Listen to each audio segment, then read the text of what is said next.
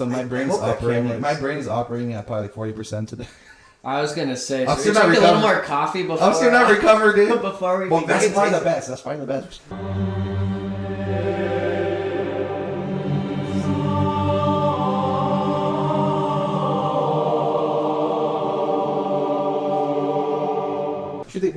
We should talk about like We can take the body. We can talk about the flesh. Why is the flesh so tired sometimes? Why is? How do we overcome the flesh? It's a good one. No, I mean they're tired. You drink coffee. Is coffee? Is drinking a lot of coffee a sin? Is it gluttony? Is it? It kind of could be because I don't know. Like caffeine is more addictive than some scheduled drugs, actually. Yeah, but it doesn't hinder you from doing what is good or. It could. I mean, I think that's what they call the 2:30 feeling. Really? I don't get that feeling. What's Well, because you drink coffee all day. Oh, that's right. Okay. Well, so that's the solution. You just keep on drinking coffee. 2:30 feelings only for quitters. Weak. Gave up. Weak people. You weak little man. That's right. 2:30. Oh my gosh. 2:30. This is when I begin drinking my third coffee. This is your third coffee? No, this is not first. We're not. Oh wow. Okay, that's good. I heard you're actually supposed to. So you're supposed to wake up, go outside first, ground yourself, sunlight, do all that stuff, and then like an hour after you wake up, you're supposed to finally drink coffee because your chemicals in your brain are still emptying all that out. Like I don't know what the word is. I'm not that cool, but like it empties all out, and then you drink the coffee to refill it because that's why people get the 2:30 feeling is because you didn't let all that whatever chemical it is like empty out of your body first. Well, I heard similar to that is the issue with the snooze button. You're doing the snooze button all the time. Yeah. It's like 'cause your body's like saying get up, and then you're telling it go back to sleep, and then it's just going crazy. No, you're right, and you're lagging behind because your mind is like, oh, it's okay to sleep in, and so you don't like overcome or defeat that sense of laziness. Because pretty much it's laziness. Like you don't want to wake up. You're just like, And then doom scrolling happens, and then doom an hour and a half scrolling. is gone. Your whole hour and a half of your day What is gone. doom scrolling? I've never heard of doom. You've never heard of doom scrolling? No, never heard of doom scrolling. What is doom scrolling? You future priest and priest are so sheltered. Doom scrolling. Sorry that we're living the spiritual life and you're living the worldly. Let me give you some secular vibes for a minute. So, doom scrolling is when you're on Instagram or like TikTok or any social media stuff, and you're just like, you just mindfully scroll sometimes. Oh, okay. Next thing you know, it's been like an hour, and you didn't even know it's been an hour. That's doom scrolling. Dude, how do people do that in the morning though? That would just get me like. Oh, I'm guilty of that this irritated. morning, 100%. Well, I feel like for some people, like, I don't know, maybe it helps them wake up, but then they just get trapped. Well, it's not good, yeah, because you're actually you get more tired because now you're just like filled your dopamine levels, like you jacked up your dopamine levels, And then it crashes. right when you woke up. Yeah. So like, yeah, I'll probably crash it because I woke up at 5:45. I was supposed to go to the gym. You texted me? Yeah, that's when you Yeah. texted me. Yeah. So I usually get up at 5:45, gym by like 6:15. But like, man, I did all that yard work yesterday, and I woke up. Oh, I was like, tired, dude, man. I am not going to the gym today. So instead, I was like, I'm gonna spend the first like 30 minutes in my bed just on my phone, and that was a mistake. Well, it happens. Sometimes you gotta unwind and process your thoughts too. I think sometimes we use the phone for processing our thoughts and our emotions. Yeah, that is true. But then it's like it could turn unhealthy. Like people, I think that's my problem sometimes. Is I think like, oh, this is like making me relax, making me run a scroll, and I'm gonna relax. But when I'm done with it, there's a feeling of like more anxiety, more like I don't know. It's like maybe like the guilt or like the I was gonna laziness say, I think adopts a it. lot of it's a guilt. And Yeah. What did I do? It's like I don't like being on my I don't like being on my phone at all, and it's like I can't even text people back sometimes. Like I'm so bad at texting. Like all my friends just know that. Yeah, Joe. I know. Yeah, Joe. I think, when you texted me this morning, it was almost 24 hours before that. Yeah, like I texted my buddy texted me maybe like 3 days ago, and I just replied today. I'm just not. I don't know. I just don't like being on my phone. Like it's just because I get trapped, and it's like I don't like it. Especially going to school for media stuff. It's like you learned all the stuff that they use against you, and it's like I'm not gonna be that guy. Yeah. I'll use that stuff to get people, but I'm not gonna be fooled. Yeah. But in the end, you're fooled. But in the end, I'm Because fooled. you gotta look at the whole science behind it too. Yeah, so you have to. So you be have on to it. watch it. Yeah. It's a weird cycle. It's a weird relationship. Me and my phone have a weird relationship. I don't want to buy a new phone forever either. Like I had an iPhone 10 forever. It wasn't even a 10. It was an iPhone 8. And the screen was all shattered. I was like cutting my fingers with it all the time. And I still didn't want to buy a new phone. So I was like, dude, I'm not giving in to Apple and buying another phone. Like, this is phone. It works. I'm good. Bro, that's awkward. That's awkward, man. It's awkward because I have an old soul. No. You have a crack phone. You're cutting your fingers. Sometimes it felt good. Anything to fight the system. Oh my god. Anything to fight the system. That's right. I'll take that pain against the system. Yeah, some seminarians are their iPhone will break and they say, "Screw it, I'm getting a flip phone." I wanted a flip They phone do for a a long flip time. phone for a while. Yeah. Usually, what gets them is navigation. Oh, They're like, nowadays. they're having like print out MapQuest before they go. I was gonna say, is anywhere. MapQuest even still a thing? I think so. It is still a thing, yeah. But I don't think people readily use it because why do you need it? Yeah. Not unless you want to challenge yourself. Yeah. But the reason why I like GPS, the map thing on like Apple Map or Google Map, is because they tell you the traffic time now, and it's pretty accurate. Yeah. Right. My whole like life mission is to always, when that pops up, like the time it's gonna take, like to just get that as low as possible. Like the I see it as a arrival time. race. Like, Yeah. I love it, man. You see like a minute go off, you're like, that's No, right. I'm the same way. Even if I save Kind of 2 a minutes, feeling. Yeah, it's a feeling. it's the best feeling ever. You're right. And it's 2 minutes. Yeah. What does that even get you? It's weird. Phones You are make weird. it up finding parking. You know what I heard too? That the other day I was reading. Like a couple months ago, I was reading. You know how when you have Apple to Apple iPhone, you get the blue message when you text message, right? Yeah. It was called iMessage, correct? Yeah. But then when it's not Apple, it's a Samsung. It's green. Well, they did a whole study that says majority of people who have green text or Samsung are Hispanic or African American, and so they accuse iPhone. They trying to sue iPhone of being racist. That's insane. So the color green is But it's like a just because segregation. it's Yeah, isn't that crazy? What? Yeah. Nuts. It's because it just goes through it's iCloud. It's not like Yeah, but what? it's not satellite, right? Like blue text isn't satellite. I thought No, but it's not iMessage. yeah. Because they're sharing the iPhone to iPhone. But if you're not iPhone, they're segregating you and they put you on green. Yeah. Well, that does happen. Like people don't even put people in group messages because like Oh, that's right. Because if one guy has a Yes. green thing, they're like, dude, you're out. and you can't send on like a picture, right, or a video, Well, or because else. sometimes they'll send like the green guy, that green guy. He'll if he replies in a GM, sorry, that means group message. Sometimes it'll send in a different thread on your phone, so now you have like two of the same group messaging going on, and then sometimes it'll send it all just single text to everybody. It gets confusing sometimes. So It is, and you can only max it out. What 20 people on that group message? I never want to find that out. Yeah, I tried to put more one day. They're like, "No, you can't do that." Yeah, I'm just like, "What? Why not?" Like, You're like, dude, that you're weird. Stop Yeah. texting everybody. Where did you get all these friends from? yeah, This isn't real. it's too many friends. I want to drink this so bad, but It's hot, huh? this is burning my fingers. I can only imagine. I'm sensitive, dude. Like, I need my coffee to be like lukewarm. Lori is like, she could just drink this right now, and I'm like, dude, you're tripping blaze.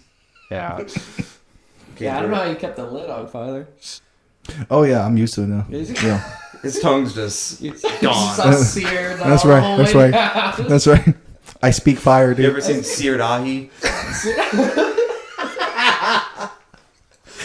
Oh my gosh, that's funny. Sear oddies. Have a sear tongue. Yep. So what's your deal, Larry? I know that's right. You're here. You're a special guest today. Yeah. We have Larry Curtis. Larry Curtis. He is a. Yeah, we started this?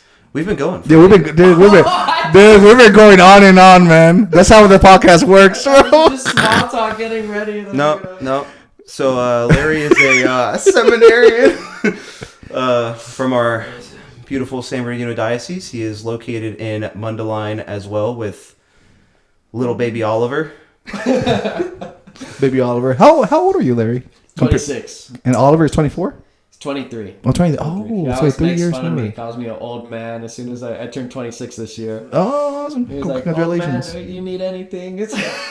Oliver's 23, Yeah. going 3 on years. 16. Going Dude, that guy hasn't aged. Like, No, Nah, he just got whiter. Yeah. Mundelein does that, dude. He's one of those iMessage people now. Oh yeah.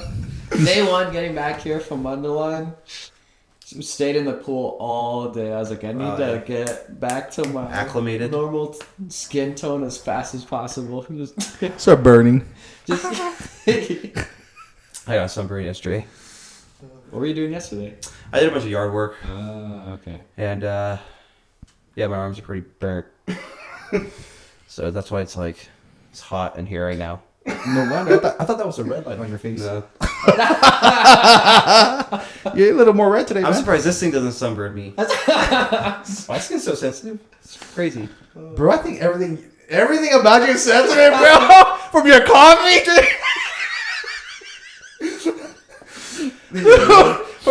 from your palate to your skin, dude. From your emotions. To your emotion. I'm not a sensitive emotion guy. Am I? Let me ask Lori. I probably am. I get triggered probably quickly, I'd say. Father Hau hasn't got under your skin? No. No. You know, Joe. There's time when Joe's crying in the room. Yeah. I close the door. I You're listen pounding. quietly. Yeah.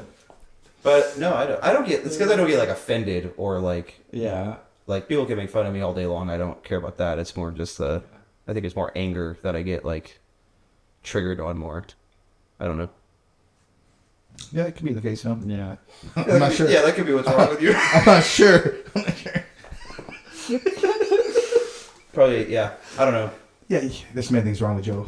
We don't got that kind of That's a time. whole other That's like- podcast. Joe, this is about Larry. This is not a counseling session for you. I know. So, Larry, you're going on a trip to Puebla to learn Spanish. That's right. And you went there how many years ago? Yeah, I went there 2 summers ago. 2 summers ago. 2 summers ago. And what are you looking forward to in this immersion experience? Yeah, so last time I went in with a lot less Spanish. And fortunately, I went with guys, or unfortunately, I went with 2 guys, Luis Angeles and Father Jonathan Garcia. And so they speak Spanish. And so I kind of relied on them, little things. At first I was like, what the heck's going on? I don't know what these people want. Sí, 2 más cervezas, por favor. Yes. Yeah, I didn't know anything. Well, I knew a little bit, but I really relied on them as a crutch. This time, there's no other seminarians up to go, so I'll be going by myself. I'll be flying out of Tijuana this time, so that'll be new for me. You're going literally by yourself? Yeah. And, I mean, once, at least from our diocese, I'll know some people once I'm there. Mm-hmm. I've become good friends with some Capuchins over the years, just from my schooling in San Antonio. And so I think there's 2 or 3 who'll be going, and so I'm excited to see them there. I think there's one guy from Mundelein, and then other seminaries as well. Other dioceses will send their seminarians there. So I'm excited this time to have, a good understanding of Spanish and to just really, and hopefully top me off. And I feel like I'll really be able to I'll be comfortable because I've been there before, to really just throw myself in. Last time I loved, the food was wonderful. The prices were great. The weather was wonderful. So it was great. It was tiring. It was, oh my gosh, 6 hours a day of classes, and then just to go home to your host family, and again, only Spanish, super tiring. But super excited to, really, get to the next level in Spanish. Awesome. And it's your, what's it, 3rd year of theology, correct? Yeah, I just finished my 3rd year of theology. Congratulations. And so, how do you feel about kind of entering into internship and also studying Spanish? Do you have any worries, anxiety? A lot of people nowadays, they get discouraged about wanting to discern the priesthood because it takes so long. They say it takes about 10 years minimum, correct? And all the studies and things like that. Did you ever worry or had fear, can I really do this, right? Am I able to do theology or to study philosophy? You had any of those fears or discouragement moments? I think I've had those fears since before even entering seminary. Literally the same exact fears, everything you just mentioned. I was like, yep, that's me. Who told him? So where to begin? I usually tell my teachers, I at Mundelein, we had this meeting, and it was last minute. I didn't even know about it. Well, it wasn't last minute. It was on the calendar, but who reads calendar and checks emails? And so it surprised me. And so I showed up to this meeting. I didn't even know what it was about or anything. And it was all my professors were sitting on one side, and then it was me and my formation advisor, and I was like, oh my gosh, what is this? And then they just, kind of talked about me, how I am as a student and whatnot. And in my response, they say like, yeah, he's a good student, just quiet, maybe participate more, which is what teachers have been telling me my whole life. Before I entered seminary, I wanted to be a firefighter. And so school wasn't even on the radar. Like RCC, 2 years there. I did EMT first class I took, so I could work on an ambulance through the next 2 years. Then just general ed, and then I was going to do the fire academy, medic school. And I could do all that all through RCC, and that would kind of be all the schooling I would need to be a firefighter. And so getting a degree in philosophy and then a master's in theology as a seminarian has just been like, can I do this? Like, what am I getting into? If I leave seminary, I hope there's philosophy warehouses opening, because that's all I'm going to have. Philosophy warehouse? We call that Mickey D's. And so, these were actual, like, schooling was big worries for me. And as I continue, by the grace of God, I would just have my crucifix next to my desk where I'd study. And I would, it just felt like a sacrifice year after year. But there's a turning point. I think it was in theology that it was, I didn't see my studies as just a cross, like, oh, just bear through this and then you'll get to the promised land, but as a place of encounter, a place of intimacy. And so the school desk becomes like not just an altar of sacrifice, but really the place where God's will is done. And in your studies, you get to know God, you get to learn about God, and the more we know, the more we could love. And so there was definitely a transition that began in my mind and my heart, that this isn't just sacrifice. It's difficult, but this is God's will for me. And, Jesus became perfect through obedience. Jesus is perfect and whatnot. But we read that, and it's in the same thing when we become, when we align our will with God's will. And for me, it's been a big growing point. Like, sure, I could go to my classes, go to mass, go through prayers, go through the whole schedule. But if my heart was just resistant the whole time, I may have been doing God's will, but my will was not aligned. It was not like in uniformity and conformity with God's will. And so really just loving each and every day, just taking it one moment at a time. It's easy to get so far in the future, like, oh no, I can never do that. But just one day at a time, and say, how can I love God with my whole heart today and receive his love? Sorry, I kind of just went off, and I could keep going off, but I'll pause it there, and then we'll go from there. That's beautiful. Yeah. And just bouncing off of Joe with anger and frustration. I know. Let's just poke fun of it. Okay. And then we'll get back to it.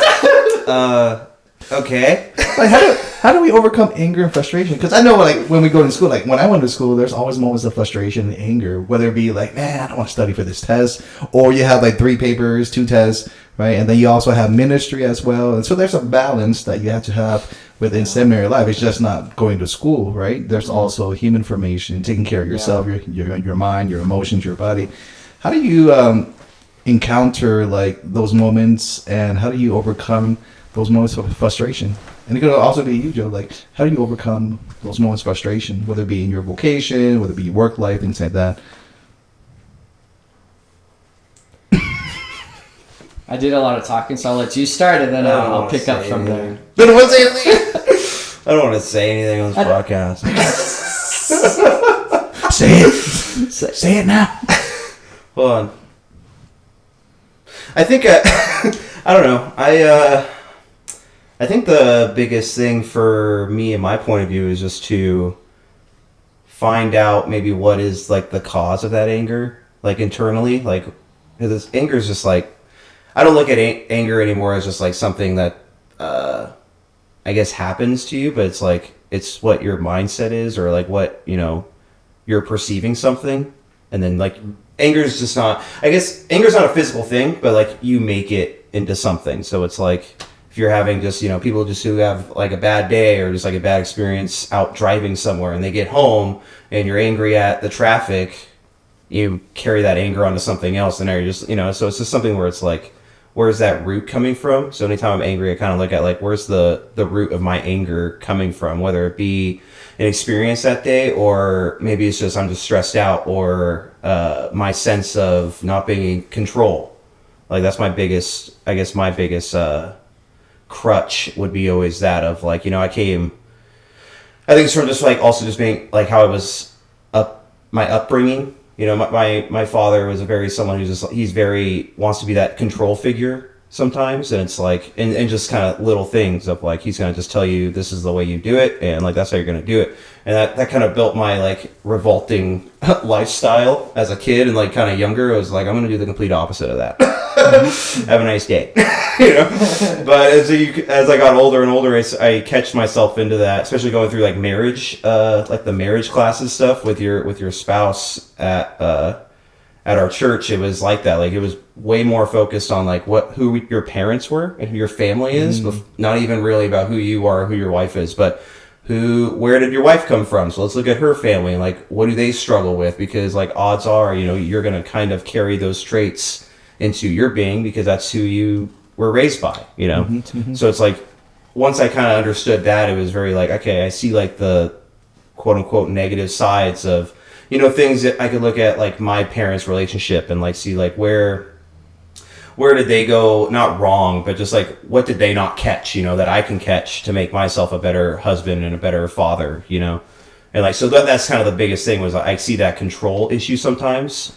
And I see that, you know, in my dad to my mom. So it's like, I got to make sure I'm not doing that to Lori. And then not even just Lori, but I got to make sure I'm not doing that to myself and just, you know, being free and just letting things go and not to look too ahead. Like what Larry was saying, it's like you look so ahead. Like I'm guilty of that just even right now. I'm just like sitting here listening to Larry, and the whole time I'm thinking like, man, I got to shoot a wedding on Saturday.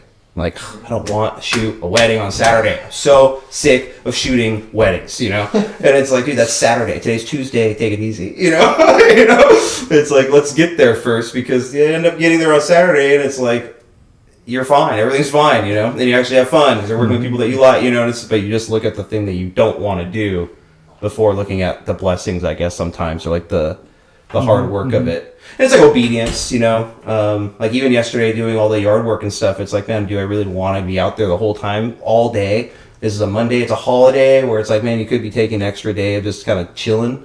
And it's like, nope, got to bust all this out. And it's like, you feel that internally sometimes of like, man, I just want to be done. I just want to be done today.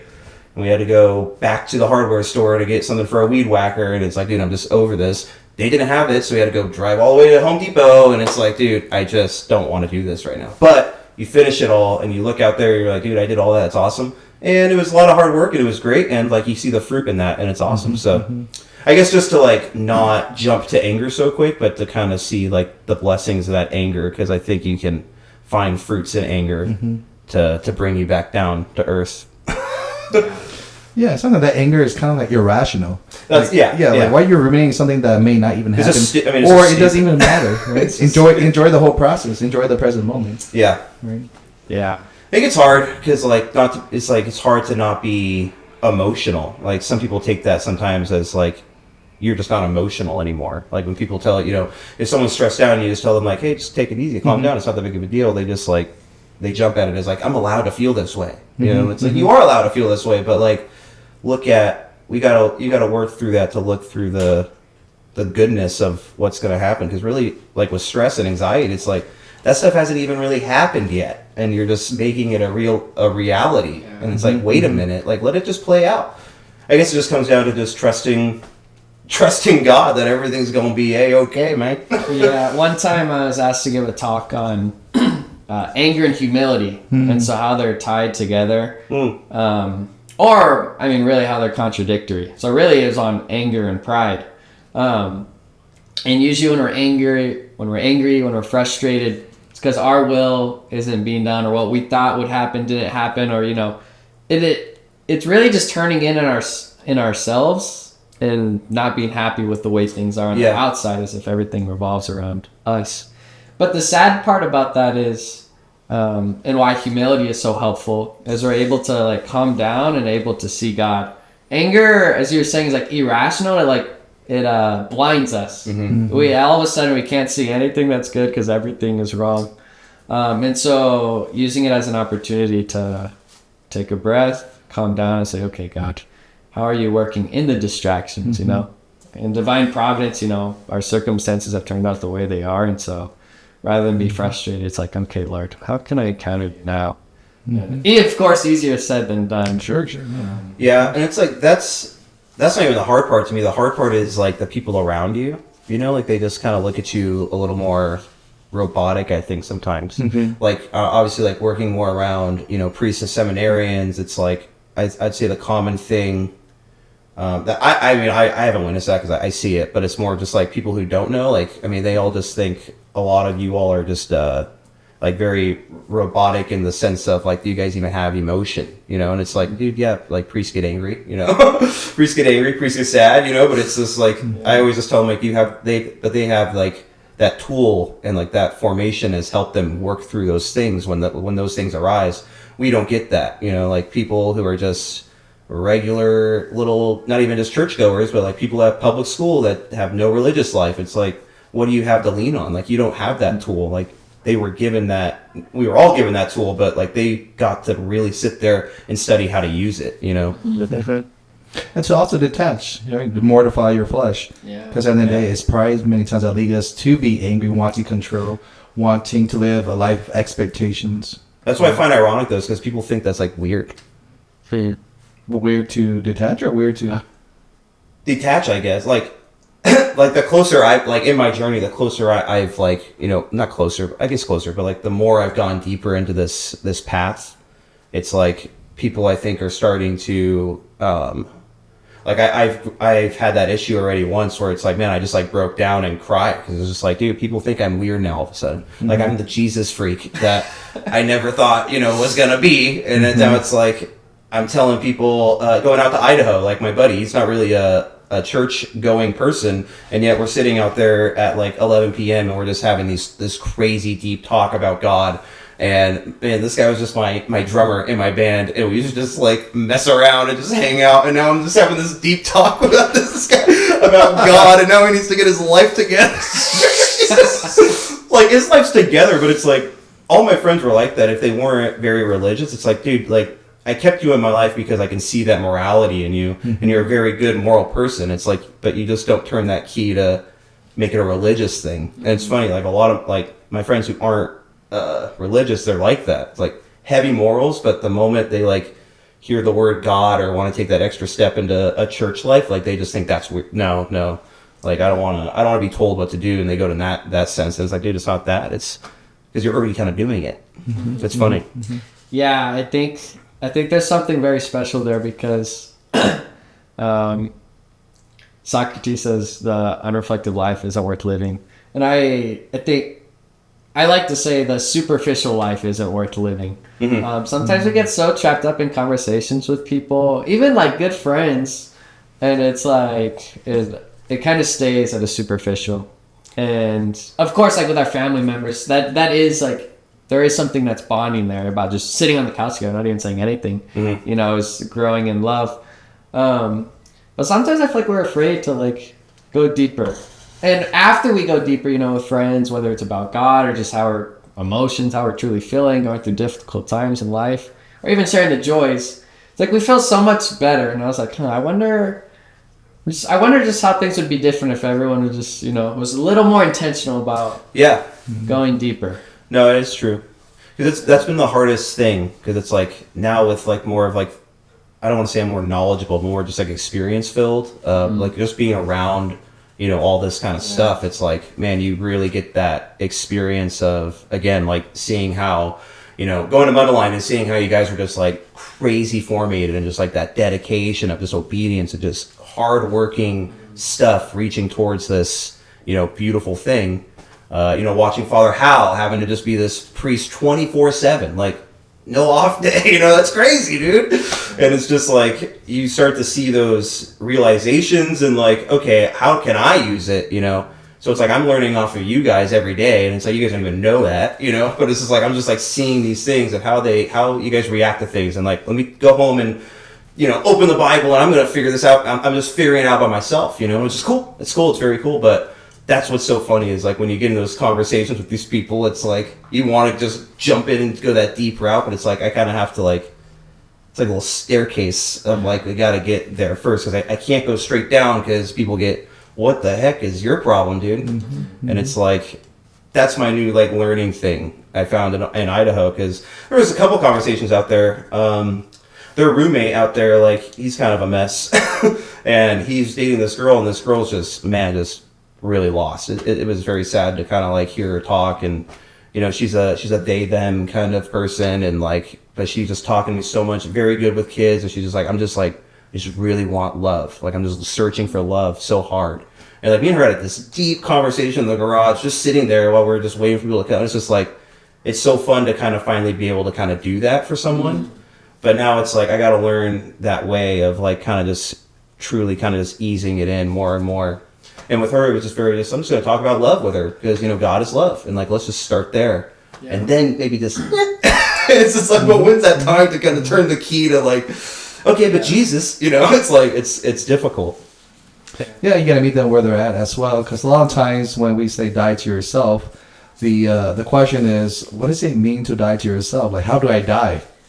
Right? And they don't know what that self really is, because they haven't really lived that reflective life that you're talking about, Larry. And sometimes they're not in tune with what they're being called to live out their identity as, right? Whether it be, a teacher, or whether it be another profession. By the end of the day, they're a child of God. Yeah. Right? You can't just link up your identity with your profession or with a particular object or whatever it is, right? And it has to be rooted in God.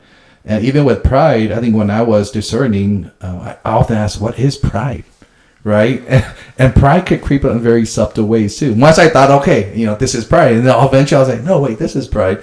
So pride is so, I don't know. It's like, you can't really describe it sometimes. It's like the love of, like over excessive love of oneself, of course, when you focus on yourself. And there's a phrase that I read today from Blessed Carlos Acutis, who is going to be saint, awesome, right? He's, there's a miracle that was founded. He's going to be a saint soon, right? And he says that when you focus on the self, it's sadness, and then when you focus on God, that's true happiness, right? And so when you focus on God, that's when you know more about yourself. The more you know about yourself is the more you know about God.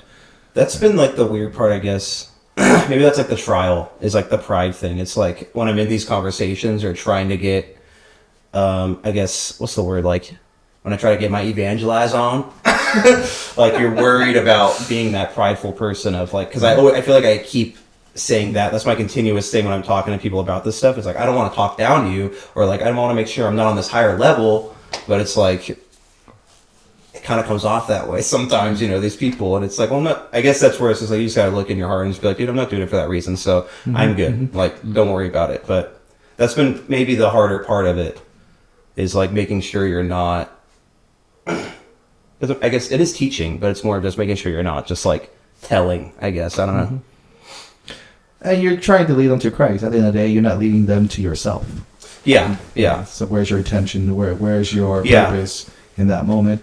And it's like I say, it's hard to discern sometimes. You have to just take it into a discernment, to keep it in prayer, say, okay, God, did what I say come from your prayer, come from my prayer in those moments when I had the intimate relationship with you? Or did I just say it just because I know things? Yeah, right? I love that reflective thing that you guys are talking about, because that's like exactly, I would say, what was going on. Like in those two conversations that weekend, like with the young girl, it's like, she kind of shares her family history, and it's like, dude, no wonder like you're struggling with like just identity of being a woman, like no father figure, like you're fulfilling that father figure within yourself. So it's like you want to be that kind of that male figure within yourself, and then struggling with the dating choices you're making. So it's just kind of crazy. And then with my actual friend, it's like he has a brand new little daughter, and it's like he's so concerned about what kind of world he's going to leave her in now. He's like, he was Mr. Conspiracy Theorist. Like that's he loves conspiracy stuff, like full blown, like hates the government, cut out the middleman kind of stuff and that kind of stuff. But with it, he's like, I had a daughter, and now it's even like tenfold because it's just like, I just want to make sure she's in a good place, and like, really, what am I leaving this in? And it's like, I started that conversation heavily with just like, that's kind of out of your control. What can you control? You can control having an awesome wife and raise your kid the best you can raise her. How do you do that? Well, there's this cool thing called religion, and it's like, it's just like, you can show her, beauty, and to teach her that, she is loved and worthy of that love, and let her go the way she's going to go. Because, she's going to be a teenage girl one day, and that's going to be turmoil, Every teenager goes through that. So it's like, let's build her that foundation. But yeah, it's kind of funny. Yeah, to tie a couple of things we've been talking about together. Going back to like your question about what do you do with frustrations? Mm-hmm. What you were just saying, the foundation of just being loved as like your core identity. I think when I'm going through difficult times, even this morning, I feel like this morning was just preparing me just for this kind of conversation. I'm like, I woke up and I'm like, do I even love God? Like, I've been in seminary for this long. I'm like, what's wrong with me? I'm a sinner, this and that. And I think that's the most disheartening part of being in seminary is, being formed to be another Christ for the people, and to be formed to be an instrument, to be a bridge, bridging God and people, and, doing your best, but also knowing, waking up every morning, like, yeah, I'm probably going to fail today, and, every day. And so for me, the first thing I try to do in those moments when I start feeling that way is just acknowledge it. Like, okay, Larry, I'm feeling this way, and why am I feeling this way? Or just okay, I'm feeling this way. And then who's telling me this? Is this God telling me to be discouraged? Is this the evil one telling me, or is this myself? And clearly the answer is it's not God. And whether it's myself, the world, or the evil one, I realize, okay, what does God tell me right now? And I was thinking about this as I was praying the rosary on my drive here, and I was on the fifth sorrowful mystery, the crucifixion, and I just hear over and over, it's like, look how much I love you. What if you just lived out of this infinite love I have for you? And what if you were, and a lot of it, again, stemming from pride, just being impatient with myself, like, I want to be holy now. I want to be holy now. And to realize that it's, we're all a work in progress. Mm-hmm. And so when we're patient with ourselves, we're imitating God, who's infinitely patient with us, who loves us in this moment where we're at right now in our spiritual life, in our life in general. And so to just return to that love, take another breath, and then, say, forget the past. I think this has been my biggest breakthrough in this year of formation at Mundelein. It's just been this book called Overcoming Spiritual Discouragement. I think coming from like sport background, wanting to be a firefighter, maybe just part of being a male, perfectionist tendencies. It's like, it's a big part. It's like I just want to perform. I want to do well. I want to be perfect. And with that mindset, it's all about us, it's my sight is on Jesus, but at a certain point, I notice when things start going wrong, it's because it shifts like an inch.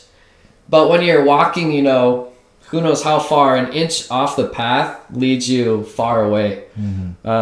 And it's because I put holiness almost above God. Like, I want to be holy rather than I want to love God and be loved by him. It's like, just aiming a little bit off. Mm-hmm. And so this book has been helpful in just praying for hope. I feel like it's like the forgotten theological virtue of just hope. And it begins the day with acknowledging like I'm a sinner and I'll probably sin again. But I am excited for how I'm going to encounter God today. I don't know where it's going to be. I don't know how it's going to be. I don't know. Might be right now. I don't really, but I can't wait for that moment. And so beginning this day with excitement for God has just been like revolutionary. This book's also been helping me. Holiness doesn't mean you never fail, you never fall, you never sin. But holiness is one who quickly stands back up after every single fall and rejoices that God's mercy is holding us in his hand, and he wants us to continue forward with joy. I was always amazed by St. Teresa Lisieux, who, when she would find another imperfection, another fault about her, she became joyful because this was another place where Christ's mercy could shine in her heart and help her to be, to grow. Like, for her, imperfections and failing became places of intimate encounter. And it's like, a lot of us, we fail, and it's like, despair. Do I even love God? Like I was saying, this and that. But for her, it's like, yes, Lord, I just woke up and I'm already, thinking crazy thoughts. I'm already asking for your mercy because, I've already veered. And like, how beautiful is that to just wake up every day, and every time he falls, like, I'm sorry, Lord, but let's continue. Let's continue. I mean, those are the saints that said, let's continue, Lord, your mercy. I trust in it so much that I'll still be joyful. Not even my sins, brings me down because your mercy is always holding me up. But again, easier said than done. No, beautiful. Yeah. Well, I think the whole moral of the story, don't doom scroll in your mind. No. Right? Because the mind can have negative thoughts.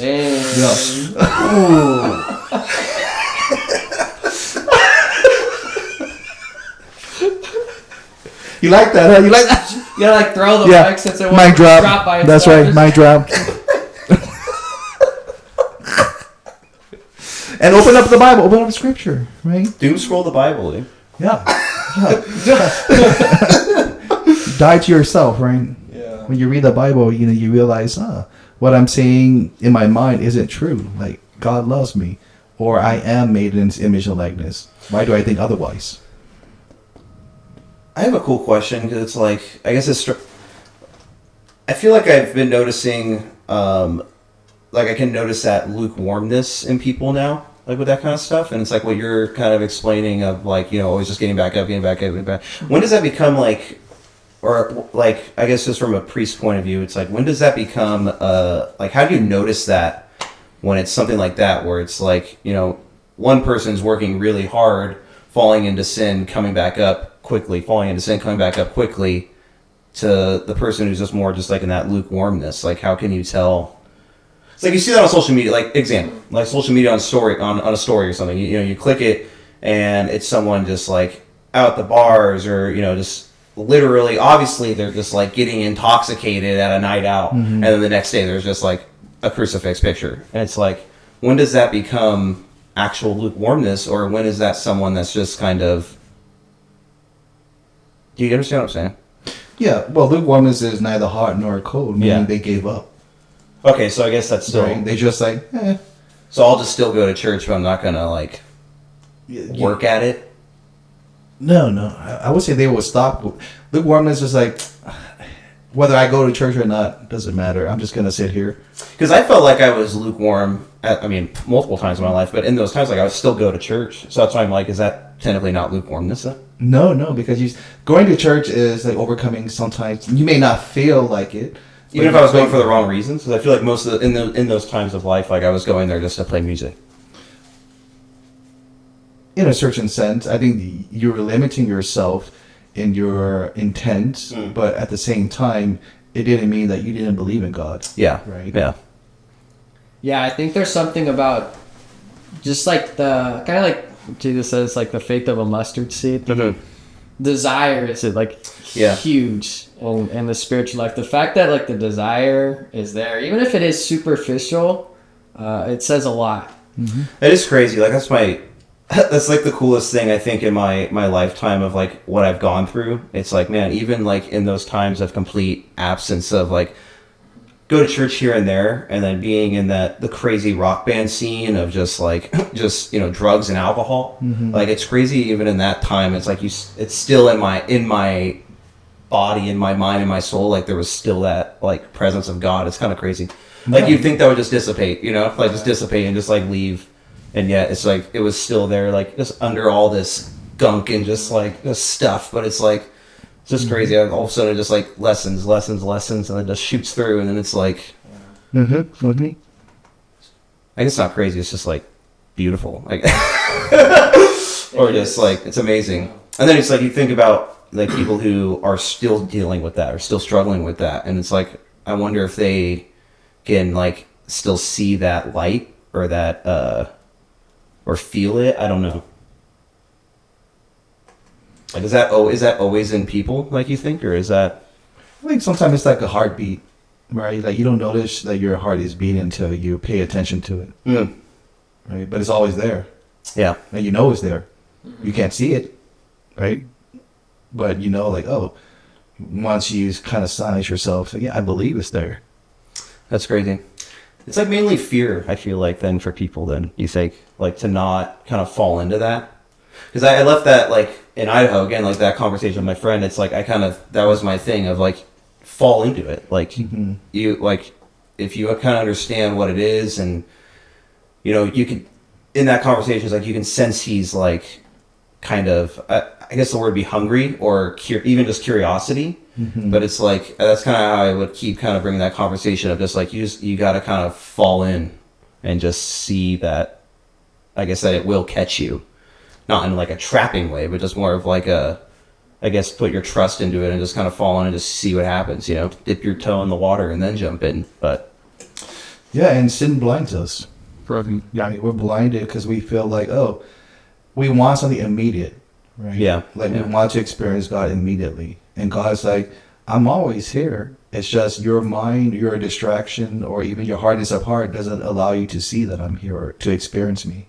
And I feel like people put like a panic button on when that happens. It's like when they do experience God, and then like a month later, they're kind of just living their life, still doing what they're doing, but like that presence or like that crazy spiritual moment has kind of left them. And it's like, I think people get kind of like freaked out that they're not like, oh my gosh, I'm not hearing him, I'm not feeling him, you know? Yeah, because many people live a life of like ephemeral feelings and sensationalism. Like they got to feel ecstasy every moment. Yeah. If they don't feel ecstasy, then it's not something to pursue, or there's not something that they're attracted to, right? Because they say, oh, I don't feel like going to church anymore. Maybe God isn't real. Right? So everything's like based off of feelings. Yeah. Right. Yeah. But if I base off of my faith on feelings, I would never go to church.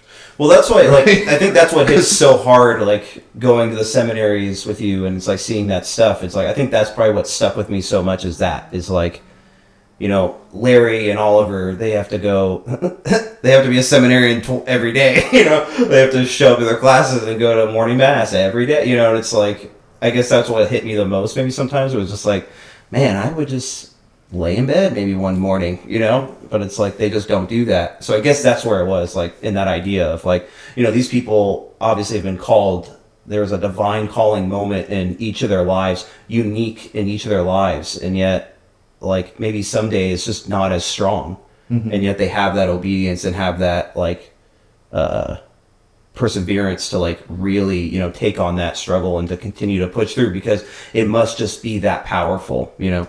Like that was, I think, the biggest thing that kind of like struck my head or my heart in that was just like, man, y'all wild. and there's a beauty there, because I think each of us could describe moments of beautiful encounter with God, and for the most part, large periods of dryness and aridity. But those moments that we could point out in our life. It's almost like a little spiritual biography where you can see concrete places where, for whatever reason, God's grace broke through and there was something profound there. They become like fonts of just like water that just like are always, you could always get stuff from. You could always just go back to and remember those. I mean, even like the Old Testament, God's constant reminding them to remember the good things the Lord has done for us. And it's those remembering moments that in those periods of dryness that enliven our faith and our hope and our love. And they also put us on the lookout. They put us on the search. You know, this heart of ours has an infinite longing that just can't be satisfied with the world. And so those moments of grace are almost like just strengthening for us to help us continue on this difficult journey that we're all on in all our different vocations. And it's beautiful because it keeps us searching. We're always, you know, hopefully our desire is to continue to go forward and deeper and deeper and deeper. And it'll be fulfilled in heaven. But going through these moments of aridity or dryness or, not feeling God, is hopefully the catalyst that keeps us moving forward. It